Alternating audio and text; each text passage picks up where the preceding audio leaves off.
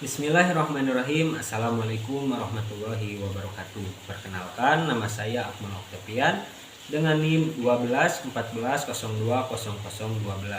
Mahasiswa Komunikasi Penyiaran Islam kelas 4A, Fakultas Dakwah dan Komunikasi UIN Sunan Gunung Jati, Bandung.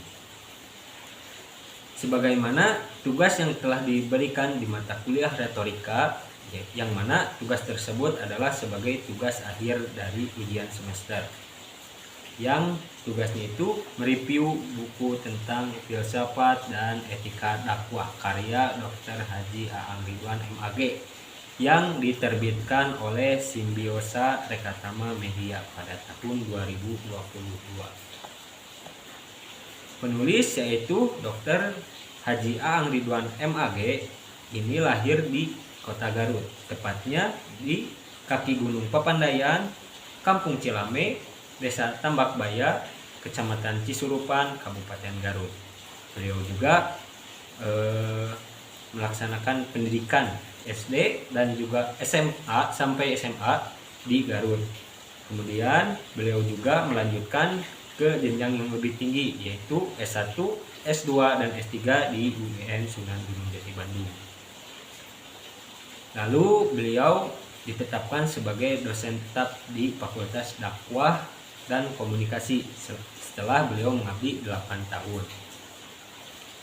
Kemudian beliau juga dipercayai sebagai sekretaris pada tahun 2010 di jurusan Komunikasi Penyiaran Islam, dan juga beliau menjadi ketua umum dari jurusan Komunikasi Penyiaran Islam pada tahun 2019 sampai sekarang. Baik, di dalam penjelasannya, buku Filsafat dan Etika Dakwah ini penulis membahas tentang bagaimana cara menentukan konsep dasar filsafat, konsep dasar etika, konsep dasar dakwah, metode dakwah, dan relevansi filsafat dan etika dalam berdakwah. Sebelum kita membahas lebih jauh, kita harus tahu dulu apa itu filsafat. Filsafat yaitu berasal dari bahasa Latin, yaitu filosofia, yang terdiri dari dua kata, yaitu philos dan sophos. Philos yang artinya mencintai dan sophos yang artinya kebijaksanaan. Maka jika dua kata tersebut ini digabungkan, yaitu menjadi mencintai kebijaksanaan, atau dalam kata arti lain yaitu kecintaan atas hikmah. Dalam buku ini dibahas yaitu di dalam konsep dasar filsafat yang menjelaskan bahwasannya seseorang yang berpikir filsafat atau berpikir filosofis cenderung dapat membantu seseorang untuk berpikir logis, sistematis, etis, dan juga komprehensif.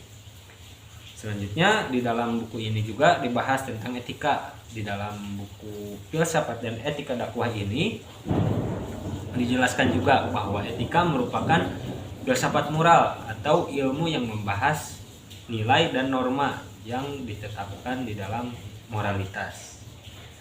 Yang mana etika ini cenderung dapat mengubah manusia menjadi bersikap secara etis dan otonom, bukan secara heterom. Jika dikaitkan dengan seorang dai, maka dapat kita simpulkan bahwasannya seorang dai itu harus berpikir secara filosofis dan juga memiliki etika di dalam melakukan kegiatan berdakwah. Nah, untuk keseluruhannya buku Filsafat dan Etika Dakwah ini bagus untuk dibaca ya, teman-teman.